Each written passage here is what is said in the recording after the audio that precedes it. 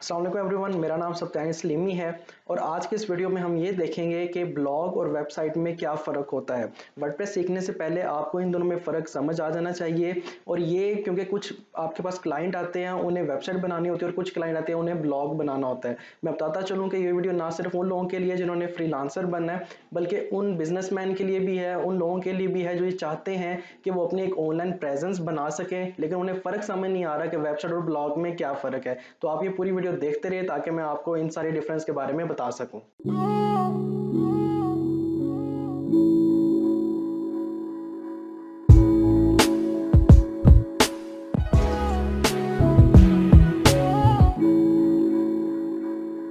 तो बात करते हैं ब्लॉग की। सबसे पहले आप सर्च करें टॉप ब्लॉग और यहाँ पे टेकरेंच आपके पास आ रहा है, ये ओपन कर लें और ओपन कर लें आप bytexsolutions.org। अब ब्लॉग जो होता है वो वेबसाइट की ही एक टाइप है, लेकिन किसी स्पेसिफिक पर्पस के लिए यूज़ किया जाए उसे तो वो ब्लॉग कहलाता है। अब ब्लॉग क्या होता है कि एक पर्सन है, वो चाहता है कि वो किसी चीज़ के बारे में लिखे, लाइक उसका इंटरेस्ट है स्पोर्ट्स में, तो वो एक वेबसाइट चाहता है जिसमें रेगुलरली वो कोई ना कोई चीज़ अपडेट करे स्पोर्ट्स के हवाले से और दुनिया आके उस वेबसाइट को देखें, तो वो ब्लॉग है। वेबसाइट वर्डप्रेस के कोर्स में कह लो, उस चीज़ को कहते हैं जो एक सिंपल बिजनेस की वेबसाइट होती है। एक बिजनेस है, वो चाहता है कि वो कोई इंफॉर्मेशन लोगों तक पहुंचाए। फॉर एग्जांपल आपके सामने जो बाइटेक सोल्यूशन लिखा हुआ है, यहाँ पे ये बिजनेस की वेबसाइट, अब ये बिजनेस ट्रेनिंग प्रोवाइड करता है। यहाँ पे आपको कुछ ट्रेनिंग की हेडिंग जो है वो नज़र आ रही है, उसके नीचे उसका कंटेंट नज़र आ रहा है and so on. Whereas आप टेक क्रंच पे जाओ, अब टेक क्रंच पे आपको यहाँ पे डिफरेंट आर्टिकल्स नज़र आ रहे हैं, ये आपके सामने।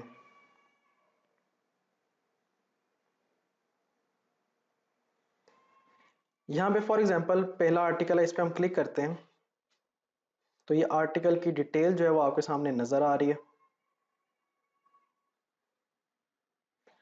आप ब्लॉग को समझ लो एक जैसे आपका न्यूज़पेपर है।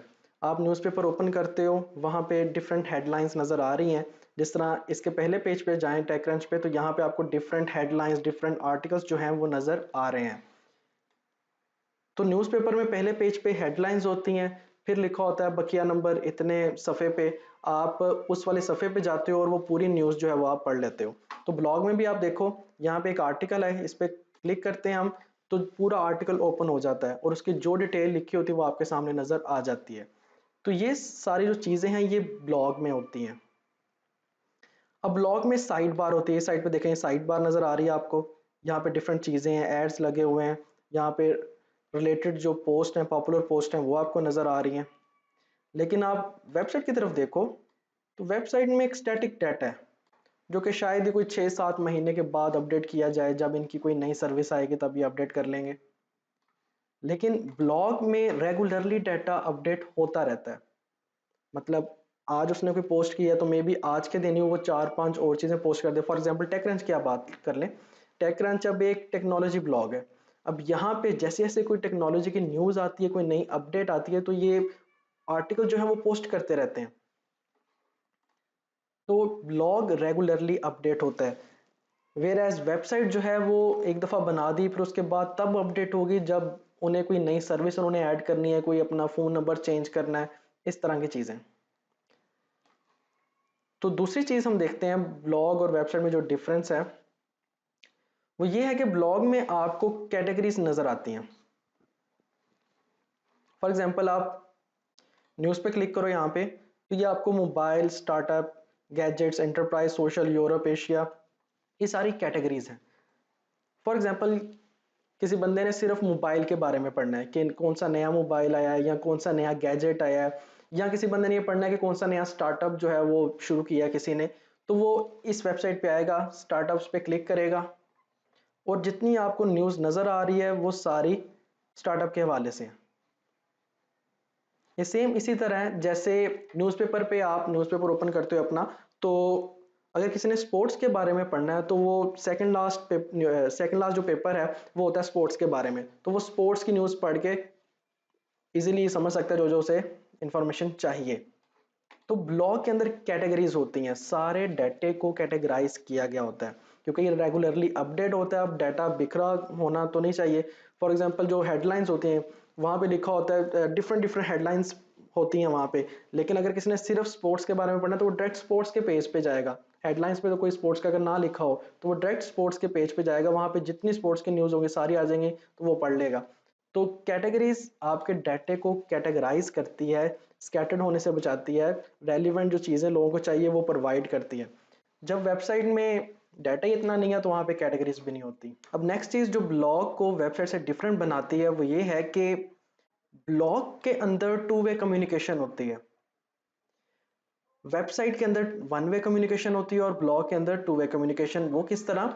आपने फेसबुक पेज देखा होगा। अब फेसबुक पेज पे एक बंदा आर्टिकल पोस्ट करता है, कोई इमेज वगैरह लगाता है, वीडियो लगाता है, तो उसके नीचे लोग कमेंट कर रहे होते हैं।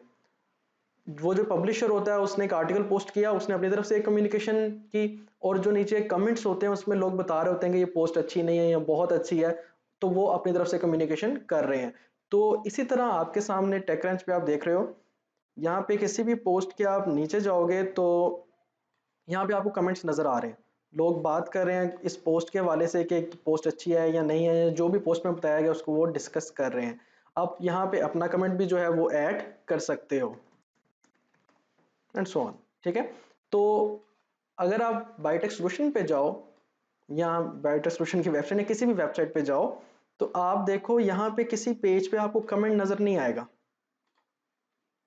यहाँ पे सिर्फ वन वे कम्युनिकेशन हो रही होती है। बिजनेस कहता है कि भाई मैं अपने बारे में बता रहा हूँ, मेरी ये सर्विसेज है, मैं ये प्रोवाइड कर रहा हूँ, ये आप इतनी फीस में कर सकते हो या ये प्रोडक्ट आप इतनी फीस में खरीद सकते हो।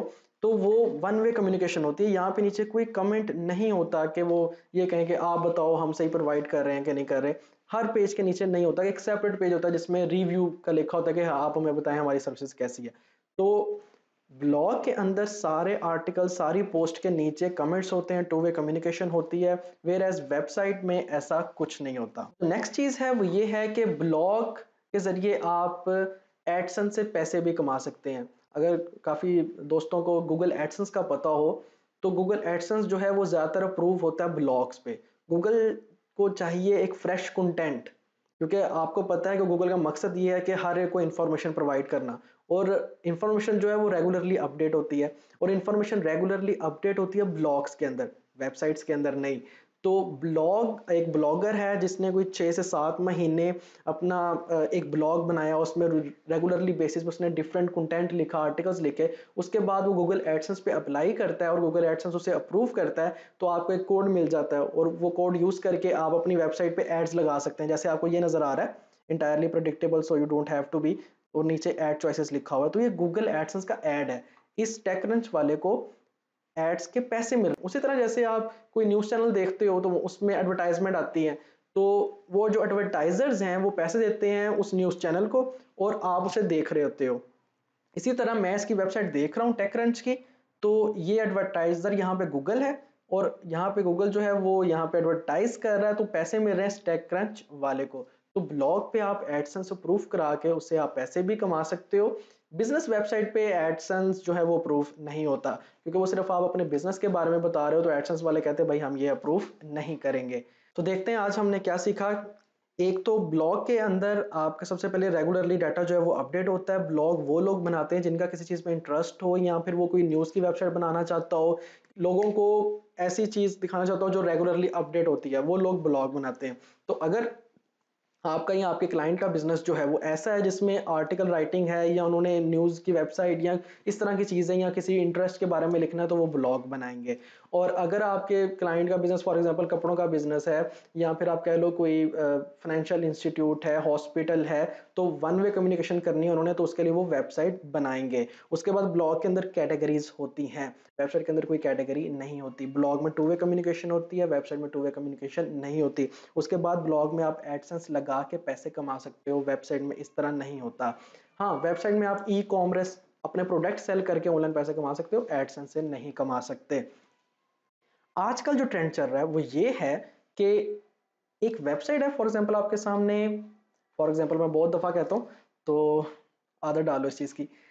फॉर एग्जाम्पल आपके सामने बाईटेक सोल्यूशन नज़र आ रहा है, तो यहाँ पे ब्लॉग तो नहीं ऐड होता है आजकल की वेबसाइट में कि यहाँ पे एक ब्लॉग का पेज बना होता है और उसके अंदर ब्लॉग होता है, मतलब एक पूरी बिजनेस की वेबसाइट, फिर उसके अंदर एक ब्लॉग का पेज, उस ब्लॉग के पेज के अंदर सारा ब्लॉग और सारे आर्टिकल्स और कमेंट्स वगैरह होते हैं। आजकल ये चल रहा है।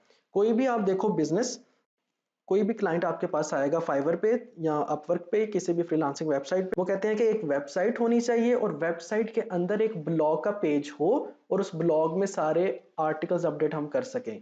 तो ये ट्रेंड इसलिए ज़्यादा चल रहा है क्योंकि गूगल में अगर आपने अपनी वेबसाइट रैंक करानी, आपको पता है ना गूगल में डिफरेंट वेबसाइट की रैंकिंग होती है, कोई पहले नंबर पे, कोई दूसरे नंबर पे, कोई तीसरे नंबर पे। तो अगर आपने गूगल में अपनी वेबसाइट टॉप पे लानी है तो गूगल को फ्रेश इंफॉर्मेशन चाहिए।